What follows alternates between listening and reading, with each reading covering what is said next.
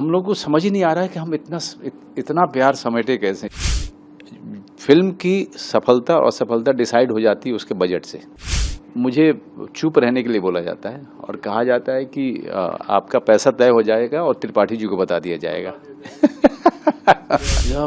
सिर्फ एक बंदा काफ़ी है ने इतिहास रचा है। मैं आपको कहूँ 1 साल से ज़्यादा हो गए इसको ZEE5 पे आए हुए, और इस समय 1 बिलियन मिनट्स वॉच से भी आगे जा चुकी है। और मैं सिर्फ इंडिया की बात कर रहा हूँ।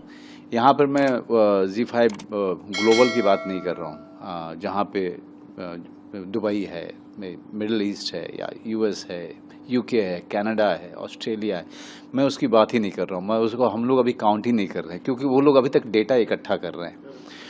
और कम से कम मैंने एक नया छोटा सा ऑफिस बनाया, तो मैंने सोचा कि मैं अपने घर के सारे अवार्ड जो है मैं यहाँ शिफ्ट कर दूंगा। आप यकीन मानिए कि बंदा के अवार्ड ने जगह ही नहीं छोड़ी, छोटा उसका।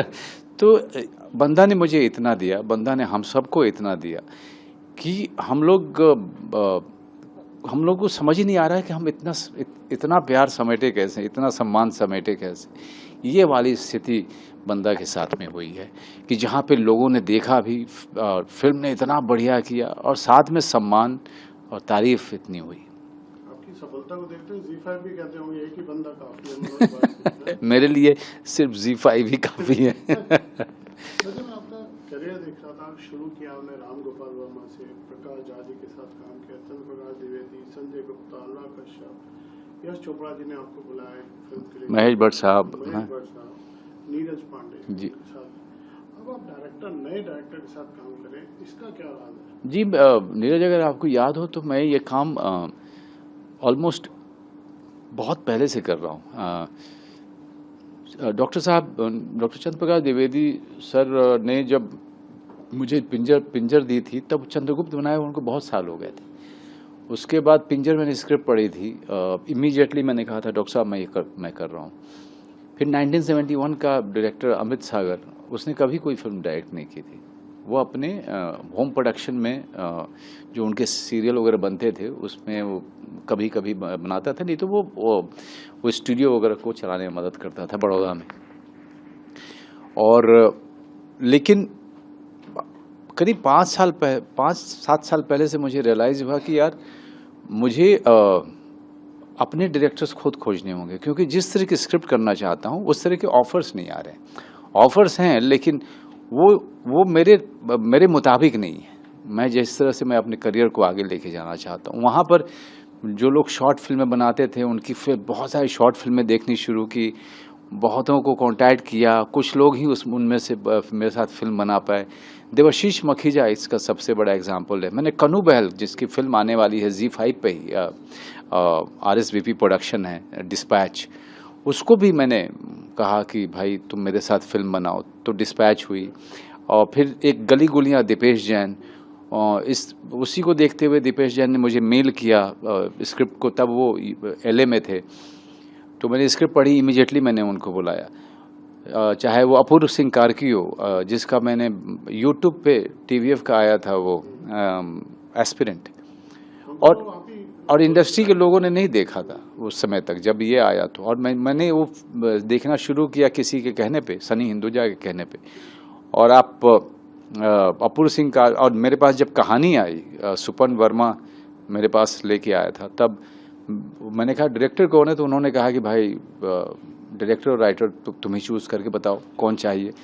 तो मैंने कहा कि भाई वो लड़का है, उसको लेके आओ। तो थोड़े प्रोड्यूसर वगैरह उनके हाथ पांव फूले थे कि यार ये तो नए आदमी के बारे में बात कर रहे हैं, लेकिन वो नया नहीं था, वो एस्पिरेंट डायरेक्ट कर चुका था 6 एपिसोड।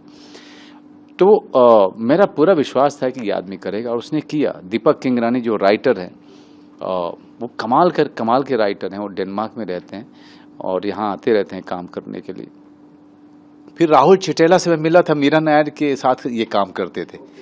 तो मैं, मीरा नायर जब आई थी यहाँ पे, तो राहुल चिटेला को बोला था मुझसे संपर्क करके मीटिंग रखने के लिए। तो मैं गया मिलने के लिए, तो मीरा जो है अपनी मीटिंग में और ट्रैफिक में ऐसी अटकी कि करीब 2.5-3 घंटे तक लेट हो गई हूँ अपने होटल के कमरे में, और मेरे पास भी टाइम बहुत था। तो राहुल चिटेला और मैं उनके स्वीट में बैठ करके बहुत घंटों बातचीत करते रहे। और तब मैंने राहुल चिटेला से कहा था कि तुम मुझे साइनिंग दे दो अभी के अभी। और उसने कोई चीज़ नहीं बनाई थी उस समय तक।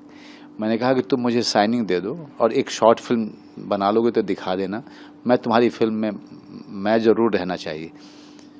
तो उसने जो है मेरे ख्याल से 1 रुपये 2 रुपये दिया था। तो इस तरह से मैंने राहुल चिटेला को खोजा था। और अभी भी मैं कुछ एक नए डायरेक्टर्स को मैं अभी कुछ समय में फाइनल करने वाला हूँ। फिल्म कंप्लीट कर लिया, प्रोडक्शन हाउस में बना लिया आपने, क्या मतलब पैसा कमाने के लिए मतलब? अच्छा, मैं आपको बताऊं नीरज कि अगर पैसा कमाने के लिए प्रोडक्शन हाउस खोल रहे हैं तो ये समझ लीजिए कि लॉस ही लॉस है। अगर आपको फिल्म बनाना, फिल्म प्रोडक्शन करना और क्रिएटिवली फिल्म को शुरू से लेकर अंत तक एक रूप देना इसका शौक है, तब आप कीजिए। दी ओनली थिंग कि जो आप नहीं कर सकते हैं एज एन एक्टर जब आप प्रोडक्शन हाउस में जा रहे हैं, कि और जो कि मेरी वाइफ भी बोलती हैं कि फिल्म की सफलता और असफलता डिसाइड हो जाती है उसके बजट से। क्योंकि अगर कंट्रोल में बनेगी तो कम से कम आपका नुकसान नहीं होगा, फिर आप दूसरी बना सकते हो। अगर नुकसान हो गया तो शायद हो सकता है कि आप इतने डिस्करेज हो जाओ कि ताला लगा दो। क्योंकि कोई भी अपनी मैं एक्टिंग में पैसा कमा करके मैं लुटाना तो नहीं चाहूँगा। तो एक एंटिटी अलग है। हम तीनों का शौक है, विक्रम खक्कर का सिनेमा बिजनेस का, फिल्म बिजनेस का शौक है, शबाना का शौक है प्रोडक्शन के तरीके का काम में इन्वॉल्व होने का और एक्टिंग करने का। मेरा सबसे बड़ा जो पैशन है वो एक्टिंग है। लेकिन मुझे भी मज़ा आ रहा है किसी फिल्म की राइटिंग से लेकर के अंत रिलीज तक, उसके बिजनेस एस्पेक्ट में भी चीज़ों को देख करके मुझे अंत तक जाने में बड़ा मज़ा आ रहा है। तो मुझे लगता है कि अब इतने दिन तक सिनेमा में काम किया तो यही एक चीज़ है जिसको हम पूरी तरह से जानते हैं। मतलब लाइटर नोट पे ख़त्म करूँगा कि सिर्फ शबाना जी जो प्रोड्यूसर है और एक्टर मनोज वाजपेयी से कोई डिस्काउंट मिलता है? कुछ उल्टा तो मुझे चुप रहने के लिए बोला जाता है और कहा जाता है कि आपका पैसा तय हो जाएगा और त्रिपाठी जी को बता दिया जाएगा।